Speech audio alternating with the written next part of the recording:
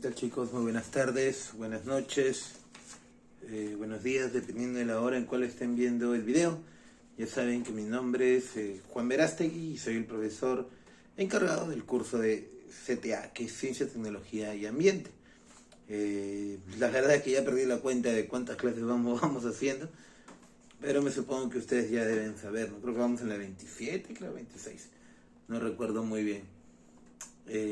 Continuamos con la misma clase que veníamos haciendo, ¿no?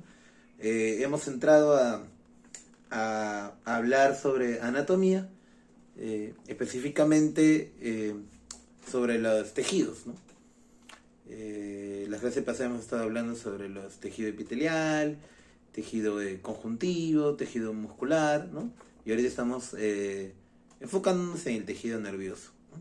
Entonces ya sabemos que el tejido nervioso es el tejido que más ha evolucionado, es el tejido más completo, es el tejido más, como decirlo, más complejo que tiene el ser humano, debido a que prácticamente todo nuestro cuerpo tiene una conexión con el jefe, ¿no? Con el jefe máximo de todo nuestro organismo, que es el cerebro, ¿no?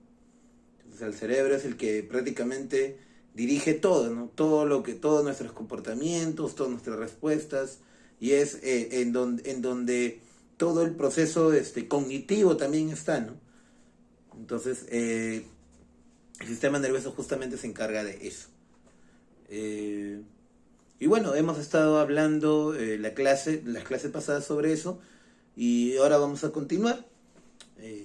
Bueno, vamos a pasar a resolver las respuestas del cuestionario que siempre dejo, que no es no es nada complicado, sino son preguntas que son de la misma clase, ¿no? Y que las respuestas también la van a poder realizar si están atentos a las clases, ¿no? Sin embargo, a mí siempre me gusta resolverlas para que se quede claro lo de la clase pasada. Entonces vamos a pasar a resolverlo. Anteriormente yo lo hacía con mi celular, pero bueno, ahora estoy usando mi celular y estoy con mi cuadernito para recordarme las preguntas. Tantas preguntas, tengo que ayudarme, ¿no? Bueno, la primera pregunta era: ¿cuáles son las funciones del tejido nervioso, ¿no? Bueno, el tejido nervioso tiene tres funciones principales, ¿no? Lo que es la conductibilidad, la excitabilidad y la transmitabilidad. ¿En qué se resume eso? Primero, vamos a explicarlo por pasos, ¿sí? La excitabilidad. ¿Por qué la excitabilidad? Porque es la respuesta fisiológica que tiene frente a un estímulo, ¿no? Frente a un estímulo que viene del ambiente y viene a irritar, viene a movilizar, viene a alterar todo la homeostasis, todo el equilibrio que tiene el cuerpo, el ser humano. Viene un estímulo y al toque, ahí, al instante, el cuerpo va a reaccionar frente a un estímulo que está viniendo de afuera. Entonces, ¿quién es el encargado de recibir ese impulso, esa estimulación de afuera, de la parte externa del ser humano? Esos son el tejido nervioso. El tejido nervioso es el primero que recibe esa información, ese impulso. Entonces, esa es excitabilidad, porque va a alterar, o sea, va a generar un movimiento que va a alterar la homeostasis del cuerpo humano, ¿no? El equilibrio. Entonces, la neurona va a agarrar y lo va a captar. Mejor dicho, la neurona no, el tejido nervioso lo va a captar a través de una neurona que va a estar conectado a un músculo, que es lo que estábamos hablando en la clase pasada, y automáticamente la neurona va a conducir ese impulso nervioso ¿a dónde? Al cerebro, ¿no? O de repente, dependiendo de dónde haya sido la estimulación, de repente puede llegar también a la columna vertebral, ¿no? Que ahí es donde está la médula espinal, ¿no? Y es otro sistema ya. Porque acuérdense que hay dos, ¿no? El sistema nervioso central y el sistema nervioso periférico. El sistema nervioso central es toda la parte del encéfalo, y el sistema nervioso periférico es toda la parte de la parte de la médula espinal, ¿no? Que es básicamente todo lo que corresponde a la columna vertebral. Entonces, dependiendo ya de dónde haya sido la estimulación, la excitabilidad, se va a dirigir, ¿no? Entonces, esa es la conductibilidad. El hecho, la capacidad que tiene la neurona para conducir ese impulso hacia el cerebro para poder generar una respuesta. Luego está la transmitibilidad. Transmitibilidad. Como transmitabilidad es transmitabilidad. Estoy escribiendo mal acá. Entonces, ¿en qué consiste esa función? En justamente la sinapsis, ¿no? ¿Qué era la sinapsis? Era la comunicación que tiene una neurona con otra. La capacidad de que, como de repente el recorrido es muy amplio, se necesita un apoyo de otra neurona. Entonces la otra neurona va a captar esa información. Entonces una neurona le va a pasar a la otra neurona. Ese proceso se llama sinapsis. Entonces la transmitabilidad es eso, la comunicación que va a tener una neurona con otra, ¿no? A eso se le llama sinapsis. Acuérdense que la sinapsis no solo se hace de una neurona con neurona, también hay sinapsis entre una neurona con un músculo, lo que hablamos la clase pasada sobre la unión neuromuscular, no sé si se acuerdan, para poder realizar un movimiento muscular se necesita también justamente una cierto impulso nervioso para poder generar el movimiento. Entonces, ¿se acuerdan que hablamos también de la hormona acetilcolina? Bueno, ya lo vamos a recordar un poquito, porque también lo vamos a tomar para poder acoger todo y poder entender cómo funciona el cuerpo humano como sistema, ¿no? Bueno, entonces, regresamos a la pregunta, que son tres funciones, ¿no?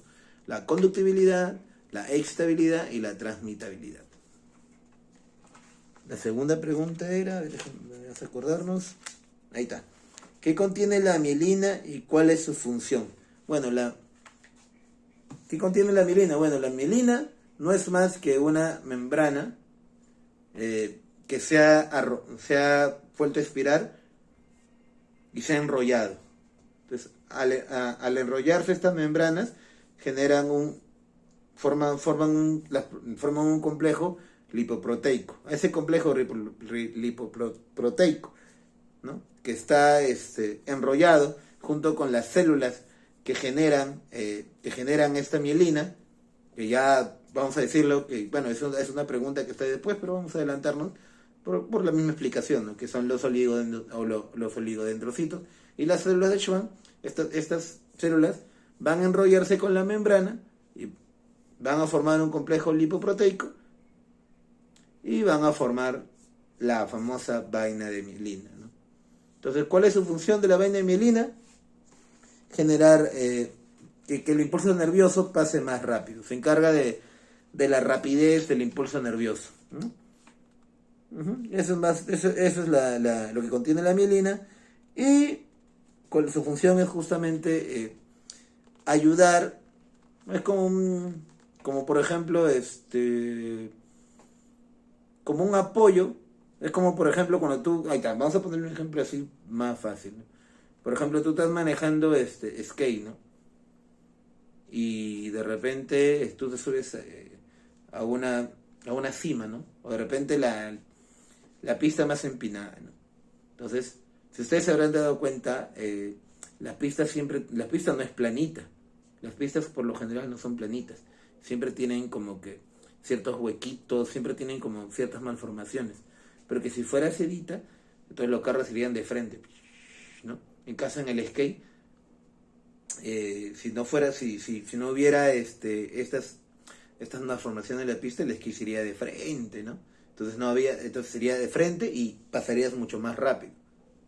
Pero hay pistas que sí son así. Entonces los que manejan skate, justamente cuando van van a estos centros de skate donde ahí hacen sus piruetas, la pista de patinaje es así, sedita, lisa. Entonces eso hace que el skate vaya con mayor rapidez. Ya, algo así es la vaina mielina. Ayuda a que el impulso sea más rápido, ¿no? Para que pase por la neurona mucho más rápido. Vamos con la tercera pregunta. ¿Qué tipo de fibras se forman en el axón? Bueno, se forman dos, ¿no? Las fibras mielínicas, que es lo que nosotros estamos hablando, que va a ayudar a que el impulso nervioso pase mucho más rápido, pero también se van a formar fibras, mejor dicho, va a haber ciertos fragmentos, ciertas partes, donde no va a haber mielina.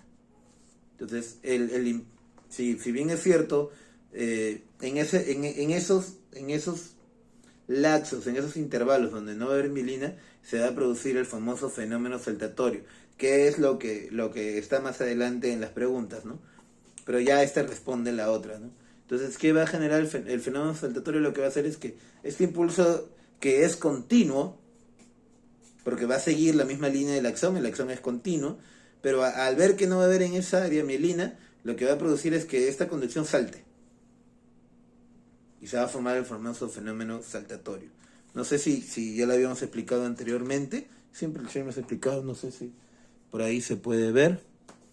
¿Se ve acá? A ver, vamos a ver si se ve. A ver, no alcanzo a ver. Sí se ve, ya. Vamos a dibujarlo acá. ¿Se acuerdan que hablábamos de que era la neurona acá, así, ¿no? Algo así? Y acá estaba, ¿no? Y acá es el teleodendrón, ¿no? Así. Ya, entonces, la mielina va a estar por acá cubriendo. Está más feo este rojo. Vamos con este. Entonces, va a estar acá. Entonces, cubriendo todo el axón. El rojito es la vaina de mielina, las fibras mielínicas. Pero, en estos puntitos de acá, se va a formar lo que son los nódulos de Ramberg, ¿no? Que son las áreas desprovistas de mielina. Entonces, en estas partes de acá no va a haber mielina. Pero el impulso está viniendo recto. Vamos a ponerlo con negro, ¿ya? Este es el impulso. Entonces, al ver que no va a haber mielina, salta. Y se va para acá. De nuevo, salta. Eso hace que el impulso sea mucho más rápido, porque como que no va a recorrer un espacio de manera continua, sino va a saltar. Entonces eso hace que el impulso vaya mucho más rápido. ¿Ok? Entonces esas son las dos fibras que van a generar. Entonces a este puntito, y es la siguiente pregunta, si no me equivoco, le van a llamar nódulo de Ramberg, ¿no? Entonces, ¿qué son los nódulos de Ramberg? Son las áreas desprovistas de mielina, ¿no? Que van a provocar que se produzca el fenómeno saltatorio y que el impulso, ¿qué significa fenómeno saltatorio? Y que va a saltar, ¿no? Entonces, va a evitar ese espacio que no tiene mielina. ¿Cómo lo va a evitar? Saltando, ¿no? Por eso se le llama así. Entonces, al saltar, ¿qué va a hacer? Que va a ayudar a que sea más rápido el impulso. ¿Ya? Vayamos con la siguiente pregunta. Ya respondí las dos, ¿no? No. Sí, la nódulo de Ramberg es la número 5. Vamos con la 4, ¿eh? ¿Qué células forman la mielina? Bueno, ya hablamos anteriormente que son los oligodendrocitos y las células de Schwann. Los oligodendrocitos se van a ubicar, o mejor dicho, van a generar la vaina mielina, la mielina en el sistema nervioso central. Y las células de Schwann van a generar la mielina en el sistema nervioso periférico. Bueno, las 5 ya las respondí, que son los nódulos de Ramberg. Bueno, los nódulos de Ramberg son esos intervalos dentro del axón donde no hay mielina y que van a producir el fenómeno saltatorio, ¿no? Como le llaman ahí en los textos, ¿no? Área desprovista de mielina, se llama, área desprovista. Número 6, ¿cuáles son los procesos de la conducción del impulso nervioso? Eso es lo que la clase pasada lo tomamos de una manera general, ¿no? Ahora lo vamos a ampliar más ese concepto. Pero eso no significa que no podamos resolver la pregunta, simplemente de manera más general. Son 3, ¿no? La despolarización, la despolarización, la repolarización y la transmisión del impulso nervioso. Repito, la despolarización, la repolarización y la transmisión del impulso nervioso. Ya habíamos explicado eso, ¿no? Que el impulso nervioso está llegando al axón. Entonces, pero el impulso nervioso al llegar a la membrana, a la membrana del axón, va a generar una alteración que va a provocar que justamente la parte de la membrana para afuera tiene una carga positiva, va una polaridad positiva, y la parte de adentro va a tener una carga negativa. Entonces, ¿qué va a generar al pasar el impulso nervioso? Que se va a activar un mineral, ¿no? Un químico, un elemento químico que está ahí en el cuerpo, que es el sodio. Entonces el sodio va a generar que va a producir que se genere un cambio, ¿no? Que la carga polar que está en la membrana, que es positiva, le gane a mejor dicho, se genere un cambio, ¿no? Que la polaridad positiva que estaba en la parte de afuera entre a la parte negativa que está dentro de la membrana. Entonces va a generar una alteración. Entonces esa alteración va a generar que el impulso nervioso avance. Hasta llegar a un punto donde ya va a terminar de pasar por todo el axón, que va a querer buscar de nuevo su equilibrio, ¿no? Que la carga de afuera esté positiva y que la carga de adentro esté negativa. Entonces se va a activar lo que es el potasio, la K. Entonces el K va a generar que de nuevo regrese a su estado normal. ¿Qué quiere decir? Que la carga que está dentro de la membrana, dentro de la neurona, que era negativa, que era positiva, se vuelve negativa como al inicio. Y que la carga de la membrana de afuera, que era negativa, se vuelve positiva, generando un equilibrio. Entonces, una vez que ya ha llegado y una vez que ya están las ramas terminales del axón, ¿no? En el telodendrón, listo, este impulso nervioso gracias a la sinapsis, es transmitido hacia la otra neurona. Y lo mismo, ese es el proceso que va a seguir hasta que llegue al cerebro, ¿no? y que mande la respuesta. Entonces al momento de mandar la respuesta va a generar de nuevo, ya no está de subida, sino está de bajada, ¿no? Lo que formosos eran los eferentes y aferentes, ¿no? Que ya lo habíamos hablado en la clase pasada. Bueno, la pregunta 7 era justamente qué es el fenómeno saltatorio, y bueno, ya la habíamos explicado.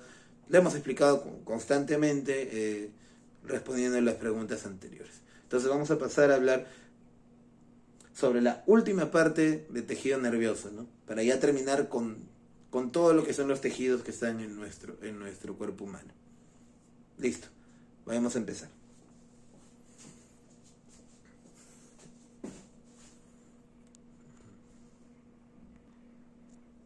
Bueno, vamos a empezar. En la parte de arriba vamos a explicar un poco, vamos a hacer un repaso justamente de la parte más importante de lo que es el tejido nervioso.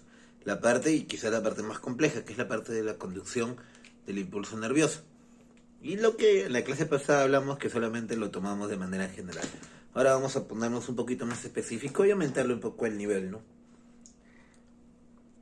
Primero, como ya sabíamos y lo explicamos anteriormente, esta parte de azul va a ejemplificar lo que es el axón.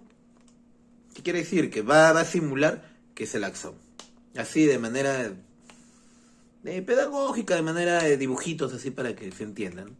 Entonces, ¿qué va a pasar en el axón? Que la parte externa, ¿no? Que hemos puesto como S, que significa extracelular, va a tener una polaridad positiva. Y la parte IC, que es C de célula y de intra, va a tener una polaridad negativa. ¿Qué va a pasar? Al momento de que va a llegar el impulso nervioso, este impulso nervioso va a generar que se provoque que haya más permeabilidad para este elemento químico llamado sodio. Entonces el sodio va a ser el elemento químico, ¿no? que va a ser más, que va a tener que va a haber mayor cantidad de este tipo de mineral. Entonces va a haber gran cantidad de este nodio y que de alguna otra manera va a provocar que se genere una alteración en este axón. Entonces, el extracelular es predominante el elemento sodio. Entonces, pero este impulso nervioso va a generar que se genere más, que el sodio, que la carga, mejor dicho, del sodio, que es positiva, polaridad positiva, sea más, se exprese más. Va a ser más prioritario. Entonces va a generar que el sodio baje. Entonces que la permeabilidad de la membrana va a generar que este elemento químico, que esta carga, esta polaridad positiva, también se genere, también sea más evidente en la parte intracelular. Entonces, ¿qué va a generar? Que la polaridad negativa se modifique a positiva. ¿No? Entonces esto va a generar que el impulso nervioso pase más rápido. Ya que al haber carga positiva y negativa, al haber este cambio de polaridades, el impulso nervioso va a pasar más rápido. Entonces, cuando ya va a estar terminando verdad, y este proceso se llama despolarización. ¿Por qué despolarización? Porque va a generar que las polaridades se modifiquen. Gracias a la intervención de este elemento químico llamado sodio, que justamente hay mayor cantidad de sodio en la parte extracelular, pero al pasar el impulso nervioso, esto va a generar que también al ser tan abundante, va a querer entrar a la parte intracelular, ¿no?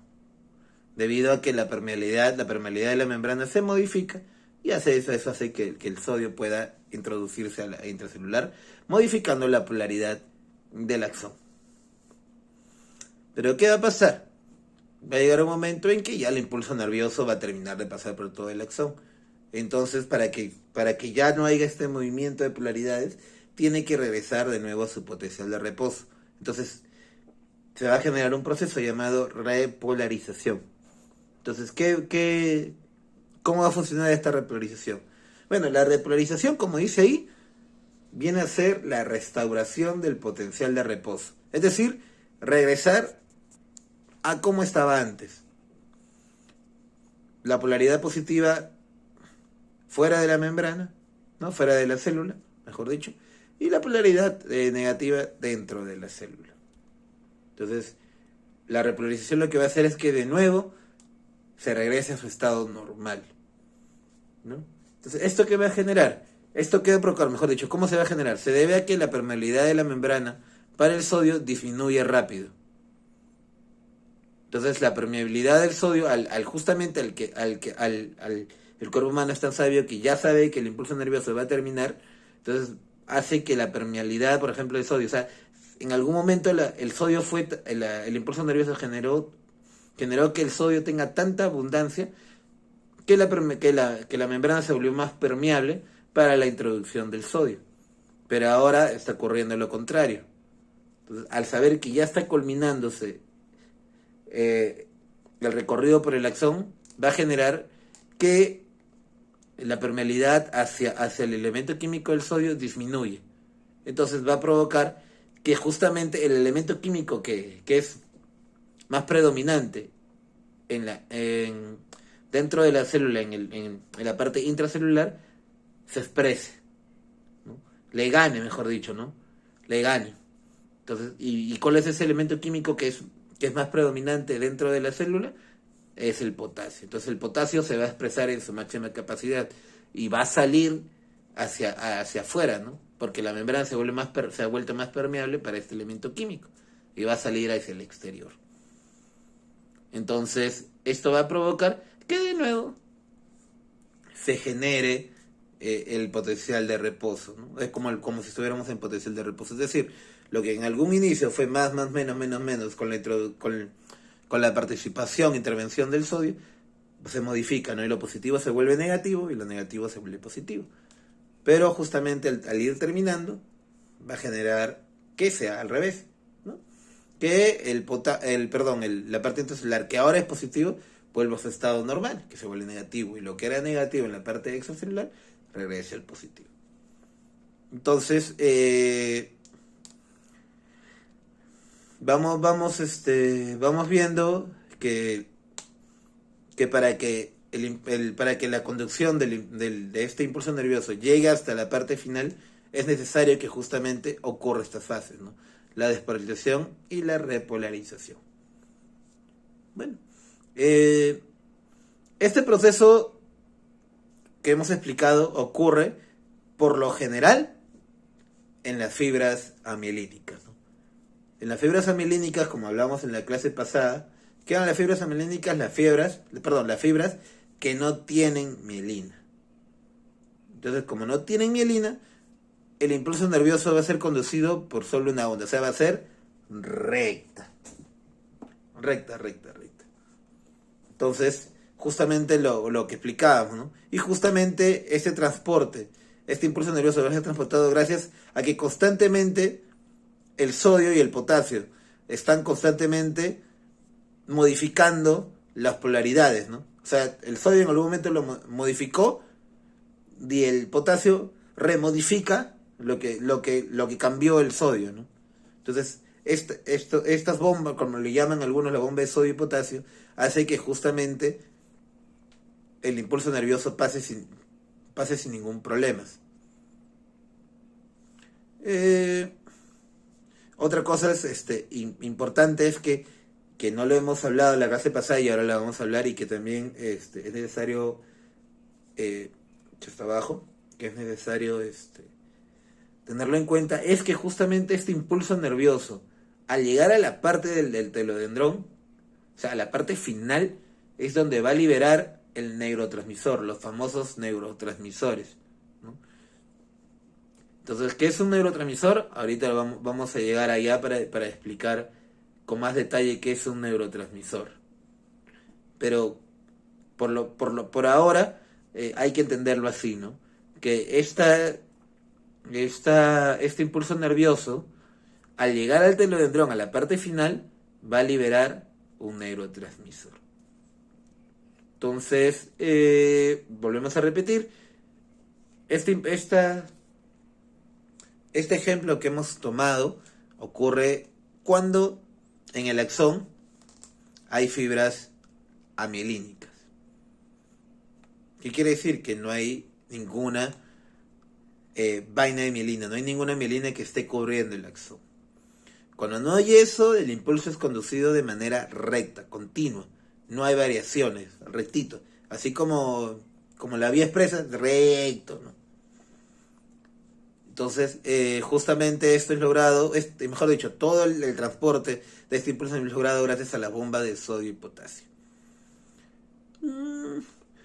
Bueno, básicamente eso es lo importante, y que al momento que va a llegar a la parte final, va a liberar el neurotransmisor. Ahí lo vamos a tener en cuenta. En el caso, ¿no? En el caso que es por lo general, que son en las fibras mielínicas, las fibras que sí tienen mielina, o sea, la parte de la membrana que hay mielina, se va a producir lo que hablábamos anteriormente, los famosos fenómenos saltatorios, ¿no? Que es decir, están pasando el impulso más menos, y van a encontrar una parte donde no hay mielina, ¿no? Lo que explicábamos hace ratito en la clase pasada. No, en la clase pasada y ahorita también en los ejemplos, ¿no? El impulso nervioso está de negro, ¿no? Vamos a hacerlo. Sí, creo que se entiende. Bueno, igual lo vamos a hacer de nuevo, ¿ya? Vamos a ver. Esta es una neurona, ¿no?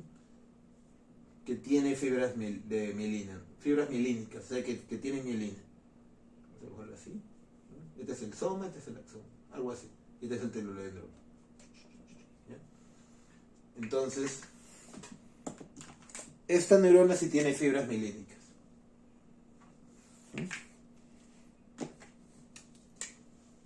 Entonces acá están cubriendo, envolviendo, ¿no? Entonces, o sea, obviamente que hay partes de la neurona donde no va a haber mielina, ¿no? Entonces va a estar acá, todo acá no está. Vamos a bajarlo con negro para que se entienda.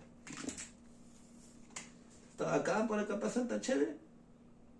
viene la vaina de mielina, bacán, va a generar que sea más rápido, ¿no? Va a aumentar la velocidad. Pero, acá hay un área que no tiene mielina. ¿Qué hago? Entonces lo que va a generar es que lo que hablamos ahorita, que salte. Acá también hay otro, salte. Entonces toda esta parte de acá se va a borrar, pues. Entonces va a ganar más rapidez en cruzar este nódulo que no tiene mielina. Entonces, eso ocurre en las fibras mielínicas, a diferencia de las fibras amielínicas. Porque las fibras amielínicas, al no tener mielina no hay problema. Pero las fibras mielínicas siempre tienen estos nódulos de Rambert, ¿no? Que son puntitos donde justamente no va a haber mielina y el impulso nervioso va a tener que generar un fenómeno saltatorio. Lo mismo, va a ser lo mismo que acá, solo que al momento de llegar se va a saltar. Igual la forma en cómo se transmite el impulso nervioso es lo mismo, ¿no? La bomba de nasodio. O sea, la bomba de sodio con potasio, el Na y el K. Los iones, he olvidado, los iones son esto, ¿ya? Las carguitas que tienen arriba, ¿ya? Esos son los iones, ¿no? Para que se entienda. Las carguitas que tienen los elementos químicos, ¿no? Positivo. Esos son los iones. Ya en química lo explicamos en la clase pasada. Entonces, va a saltar, va a producir este fenómeno saltatorio y va a generar que el impulso nervioso sea mucho más rápido. Bueno, vamos a hablar ahora de la sinapsis, ¿no? Ya hablamos justamente que la sinapsis pertenece a una de las funciones más importantes, parte de las 3 funciones más importantes del tejido nervioso, ¿no? Que era la transmitabilidad, ¿no? Y hablábamos de que justamente la zona de contacto que existen entre las 2 neuronas, donde se transmite el impulso nervioso, ¿no? Entonces, como hablábamos, la sinapsis no solo se va a ocurrir entre una neurona con otra, también ocurre con una célula muscular, como hablábamos, la famosa unión neuromuscular, o también con una glandular, ¿no? Que son la glandular se refiere más que todo al tejido, a los que son glándulas, ¿se acuerdan? Las glándulas sudoríparas, ¿no? Glándulas soloríferas, todo ese tipo de glándulas, ¿se acuerdan? Cuando hablamos también hay una comunicación, sobre todo cuando hablamos del sistema endocrino, ¿no? Es decir, cuando por ejemplo se producen estas hormonas de crecimiento, ¿no? Es mandada por la famosa hipófisis, ¿no? Entonces la hipófisis es una glándula. Entonces la neurona manda a que ya es momento de producir la hormona de crecimiento. Entonces ahí manda y justo ahí hay una comunicación. ¿Ya? Entonces, como lo vuelvo a repetir, todo el cuerpo va a estar siempre conectado con las neuronas. Por eso el sistema nervioso es el más complejo, el más completo y el más evolucionado que tiene el ser humano. ¿Ya? Entonces ahí lo vamos a dejar. Vamos a enfocarnos netamente en el tejido nervioso, en el tejido nervioso, y vamos a poner los diferentes tipos de sinapsis que hay entre las neuronas, ¿no? A veces hay una comunicación de axón con dendrita, es decir, la parte final con la parte inicial, ¿no? Ya sabemos que la dendrita es las prolongaciones que tiene el soma, ¿no? La parte de afuera. Entonces, cuando se comunica un axón, acá, vamos a dibujarlo así, un axón con una dendrita, se le llama axodendrita. ¿Ya? A veces ocurre que, por ejemplo, que hay neuronas que no tienen dendritas, o tienen muy pocas dendritas y no directamente se comunican con el soma, con el cuerpo celular. Se le llama axosomática. O hay casos donde también es axón con axón, ¿no? Colita con colita, como diríamos, ¿no? Se le llama axozoánicas. Entonces, a veces también ocurre esta transmisión de impulsos a través de Bueno, también ocurren sinapsis que son químicas y eléctricas. O sea, ocurren dos tipos de sinapsis. En el caso del ser humano, son más químicas, ¿no? Eso es lo más común, ¿no? Y por lo general estas sinapsis provocan y generan lo que son los neurotransmisores. O sea, estas sinapsis químicas se va a caracterizar porque siempre va a generar neurotransmisores. Entonces, estas en la parte del telodendrón van a tener receptores que van a generar que se produzca este neurotransmisor y obviamente al ser transmitido a la otra neurona va a tener receptores que van a captar este neurotransmisor. Y las sinapsis eléctricas. Por lo general los seres humanos en los mamíferos no hay, ¿no? Entonces solamente hay algunas partecitas en nuestro cuerpo que justamente tienen esta sinapsis, ¿no? Que son la parte del tronco encefálico, la retina y la corteza cerebral, ¿no? A este tipo de sinapsis eléctricas se va a transmitir el impulso nervioso no de manera directa, se va a transmitir con los famosos uniones comunicantes o intersticios, llamados también gap, ¿no? En inglés algunos le llaman gap, que son como membranas que van a cubrir el impulso nervioso y van a ser transportados hacia la otra neurona. ¿Ya? Entonces, en los mamíferos no ocurre mucho, generalmente solo ocurre en ciertas partes, como el tronco encefálico, retina y corteza cerebral. Entonces, vamos a hablar netamente ahora de los neurotransmisores.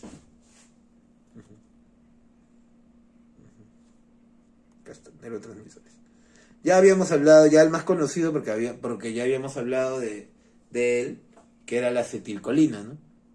También hay otras que ayudan un poco a que la sinapsis también sea más rápida, que se hagan que justamente la comunicación entre neurona y neurona y la respuesta que nosotros hagamos sea más rápida, ¿no? En el caso, por ejemplo, de la adrenalina, ¿no? Cuando nosotros estamos ¿qué se entiende por adrenalina? Es algo que constantemente estamos muy atentos, ¿no? Estamos como que con la energía muy contenida a responder de manera muy rápida, ¿no? Entonces es porque constantemente la comunicación, o sea, la respuesta que nosotros tenemos que tener es tan rápida que la sinapsis también tiene, o sea, si hay esta atención demasiado exacta o estamos tan predispuestos a responder, es porque hay demasiada sinapsis. O sea, la comunicación entre neurona y neurona ha aumentado. Entonces, eso es porque justamente se ha liberado un neurotransmisor, que es la adrenalina, ¿no? También hay sus similares, ¿no? Que es la noradrenalina y la dopamina, ¿no? Que lo que hacen es excitar la sinapsis, ¿no? O sea, provocar de que la sinapsis sea más rápido. En el caso de la acetilcolina que ya hablamos, que es el excitador de la unión muscular, que es lo que va a generar la herida sináptica, ¿no? Que es para que se genere este potencial de acción muscular, es gracias a la acetilcolina. Ya en la clase pasada hablamos, ¿no? Se acuerdan que la acetilcolina hacía de que justamente este músculo se movilice, ¿no? O sea, genere un movimiento para que un potencial de acción, para que pueda ser captado por las células musculares y generar un movimiento. Otra cosa particular es que, si bien es cierto, provoca esta excitación a la unión muscular, pero inhibe la frecuencia cardíaca. Quiere decir, inhibir significa retardar, ¿no? Volverlo más lento. Entonces vuelve más lento la frecuencia cardíaca. O sea, si de repente estamos muy acelerados, la acetilcolina lo que va a hacer es que la frecuencia cardíaca baje, ¿no? Entonces tiene dos funciones. Entonces, más o menos nos vamos dando cuenta que un neurotransmisor es una sustancia que se libera, ¿no?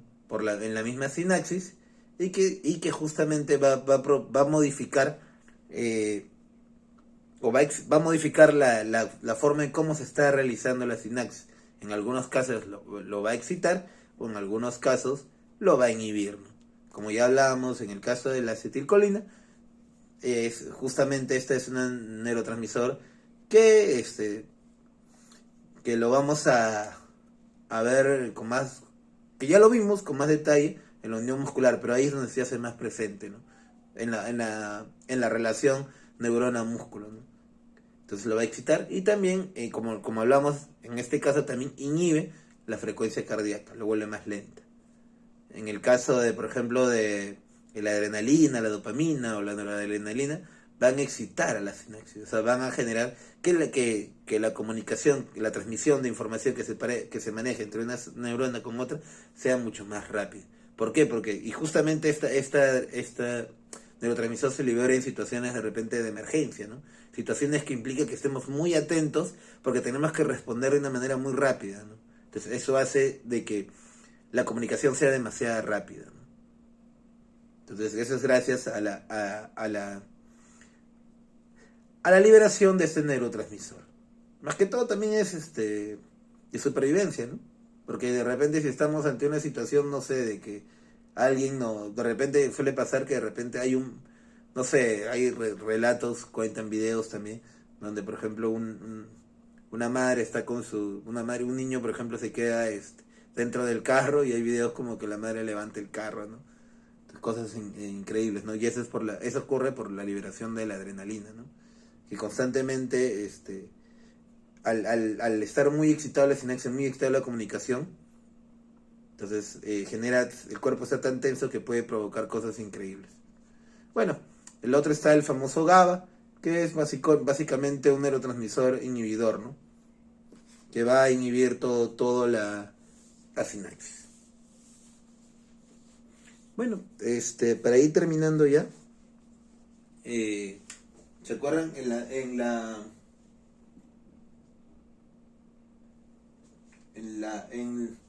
En todo el tejido nervioso hablábamos de que existen las neuronas, pero también están las neuroglías, ¿no? ¿Y qué son las neuroglías? Bueno, las neuroglías también son como células, pero que se encargan de justamente de apoyar a las neuronas, ¿no? Son como que sus acompañantes, que justamente van a tener la función de sostener, proteger, nutrir y reparar las neuronas. Entonces son 5, que son los astrocitos, ¿no? Entonces estos astrocitos se encuentran en el sistema nervioso central. Justamente se llaman astrocitos porque tienen forma estrellada y ramificada, ¿no? Se tienen ramificaciones. Nutren a las neuronas, ¿no? Formando los famosos pies chupadores. ¿Qué quiere decir? Que los astrocitos van a estar pegados a un vaso sanguíneo, porque las neuronas no tienen vasos sanguíneos, pues. Entonces no pasan por ahí los vasos sanguíneos, entonces necesitan estar conectados a un vaso sanguíneo. Entonces, justamente a este tipo de neuroglías, ¿no? Que son, como hablamos, acompañantes de las neuronas, van a estar conectados con un vaso sanguíneo y van a provocar que la neurona se nutra, ¿no? Entonces, asimismo también, a veces protegen, ¿no? Se protegen contra fármacos, toxinas que a veces pueden estar en la sangre, ¿no? A veces la sangre tiene ciertos, no sé, por cualquier cosa que puede pasar, a veces tiene ciertos fármacos tóxicos, ¿no? Entonces los astrocitos hacen que ahí nomás se queden, ¿no? Y que no logren ingresar a la neurona. Luego están los oligodendrocitos, bueno, ya sabemos de ellos, ¿no? Pero por lo general son escasos, presentan pocas prolongaciones, quiere decir que están en la sustancia blanca y gris, que eso ya lo vamos a explicar más cuando hablemos del sistema nervioso, ¿no? Para que se quede claro. Porque eso es importante, porque son células satélites, porque se encuentran en la parte exterior. O sea, son células que están en la parte exterior. Entonces, están como prolongaciones que salen del mismo axón, ¿no? Entonces están como que vigilando, ¿no? Entonces por eso se le dice satélite, porque están como que mirando todo. Entonces, como lo dibujamos, ¿se acuerdan? Acá. Vamos a dibujarlo nuevamente, vamos a ver acá. Como hablábamos, los oligodendrocitos por lo general, este es el axón. Son células satélites porque se encuentran en la parte de afuera, externa, no están dentro, están externas, y son como ramificaciones, y acá están. Entonces se le dice células satélites, porque están como que captando todo lo que ocurre afuera. Entonces, junto con los trocitos forman la microglía, ¿no? Macroglía, perdón, me estoy confundiendo. Uh-huh. Y bueno, la función principal de los oligodendrocitos es producir la mielina. La microglía son los macrófagos del tejido nervioso, son como los defensores que justamente van a comerse así como también la célula hay, en el sistema sanguíneo también hay algo parecido, también en el sistema nervioso hay, que se llaman los macrófagos, y son los que se van a estar comiendo, ¿no? Que le llaman, son células fagocitas, mononucleares que solamente tienen un núcleo, y que van a estar fagocitas significa que se lo comen a células que están dañadas, a células que ya no sirven, ¿no? Entonces, este tipo de neuroglía se lo van a comer, ¿no? Y así protegen el sistema nervioso, el tejido nervioso. Las células epidimarias son células que están en contacto con el líquido cefalorraquídeo, ¿no? Y se encuentran en los ventrículos del encéfalo medio espinal. Son células que van a estar en el líquido cefalorraquídeo. ¿Qué es el líquido cefalorraquídeo? Ese es el líquido que está entre el encéfalo y el cerebro. Ese espacio que está entre el cerebro. Porque si ustedes se dan cuenta, mueven su cabeza, el cerebro va a estar ahí, pero el cerebro no está fijo. El cerebro no es que se mueva tampoco, ¿no? Pero frente al movimiento de tu cabeza, el cerebro también se mueve. Entonces, ese espacio que está entre tu cráneo, entre el hueso y el cerebro, hay un líquido. Entonces se llama líquido cefalorraquídeo. Cuando tú tienes un chinchón, o sea, cuando tú te golpeas la cabeza es como que se forma un hinchazón en tu cabeza, ¿no? Ya ese es el líquido cefalorraquídeo que sale, ¿no? Que se genera una protuberancia en la parte exterior, pero en esa parte que está ahí todo dura es justamente el líquido cefalorraquídeo, ¿no? Y por último, la célula de Schwann, ¿no? Que justamente se encuentran en el sistema nervioso periférico y envuelven al axón, ¿no? Entonces, vamos más abajo, acá está. Y que envuelve al axón, ¿no? Y que envuelve al axón. Justamente son justamente por el mismo hecho de formar mielina, porque ya sabemos que la célula de forma la mielina, genera los axones mielínicos y los axones no mielínicos, o amielínicos, ¿no? Y bueno, eso, y que van a formar los diferentes tipos de axones, ¿no? Como repetía, ¿no? Los mielínicos y los no mielínicos, o amielínicos. Entonces es un poco todos lo de esta clase.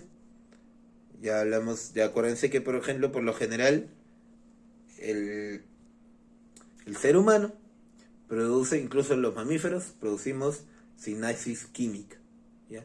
Por ahí algunas veces dicen que producimos electricidad. No es que produzcamos electricidad, sino que nos movemos con la... O sea, el impulso nervioso se moviliza justamente con este constante cambio, modificación, ¿no? Con esta constante relación que hay por las reposiciones de los iones del sodio y potasio. Pero eso no es que genere algún impulso eléctrico, ¿no? Es más que todo una reacción química, que es lo que provoca de que se movilice el impulso nervioso. En el caso de que sí hay algunas sinapsis eléctricas, es en los mamíferos, ¿no? Perdón, en algunos mamíferos, y que en el caso del ser humano está en el tronco cefálico, la retina y en la corteza cerebral. Y no es que haya una comunicación directa, ¿no? O sea, no es que el impulso salga de la neurona, ¿no? y se movilice directamente hacia la otra neurona, sino que hay uniones ¿no? Hay como una membranita que va a captar este impulso nervioso y lo va a llevar, ¿no? Lo va a coger, lo va a volver, lo va a envolver y lo va a llevar al otro lado, ¿no? Entonces ese tipo de comunicación se llama gap. Gap, así gap. Gap, ¿no? O uniones comunicantes, ¿no? También ya como lo quieras llamar, pero por lo general se llama gap. Gap, así gap. GAP, gap. ¿No? Los neurotransmisores son sustancias que se liberan por la misma neurona al momento de que se hace la sinapsis. Dependiendo de las situaciones, van a excitar o van a inhibir la sinapsis, ¿no? En el caso de la acetilcolina, ayuda a que se realice la unión muscular, ¿no? Y también retarda, lo vuelve más lenta la frecuencia cardíaca, ¿no? La adrenalina, por ejemplo, ya sabemos el buen esclazo que va a excitar a la sinapsis, va a generar que el cuerpo se ponga en alerta y responde de una manera mucho más rápida frente a una situación. El GABA, que justamente inhibe todo tipo es el neurotransmisor inhibidor por excelencia, ¿no? Entonces va a inhibir siempre todas las sinapsis en diferentes situaciones, ¿no? Entonces ya hablamos de los astrocitos, que son los pechopadores, que van a estar siempre apegados, conectados con un vaso sanguíneo. Los oligodendrocitos, que son los encargados, también células satélites, porque están salen como prolongaciones, ¿no? Pero no son prolongaciones, sino están ahí conectados al axón, ¿no? Y están como vigilando, ¿no? Están como observando todo lo que se ve en el exterior, ¿no? Por eso le llaman células satélite. Y como ya sabemos, forman el sistema nervioso central. Las microglías, que son los macrófagos que constantemente están comiendo células que están dañadas, que ya no tienen solución, que de repente pueden ser infectadas, ¿no? Entonces estas microglías van y se la devoran, ¿no? Se la comen. Las células ependimarias, que son células propias del líquido cefalorraquídeo, ¿no? Que justamente están ubicadas en la parte del cerebro, ¿no? del encéfalo, mejor dicho, el encéfalo y la médula espinal. Y la célula de Schwann, que ya sabemos que se encuentran en la parte del sistema nervioso periférico, y envuelve el axón, ¿no? Formando los axones mielínicos y los axones amielínicos o no mielínicos. Bueno, entonces eso es todo por hoy. En la siguiente clase ya de repente vamos a retomar netamente, ya dejamos un poco de anatomía, dejemos hablar de sistemas, de tejidos, y vamos a hablar un poco de repente sobre ecosistemas, ¿no? Que ahora se habla mucho de contaminación ambiental, ¿no? De ciertos animales que están extintos ya, ¿no? Y ahora último que salió una denuncia, ¿no? Que Leonardo DiCaprio, no sé si han visto que Leonardo DiCaprio ha denunciado la deforestación de algunos parques de Ucayali, ¿no? Es bien interesante eso, ¿no? Entonces, ¿y qué está haciendo las autoridades por eso, ¿no? Entonces es un buen momento para hacer ese tipo de clases. Bueno, nos vemos, muchas gracias.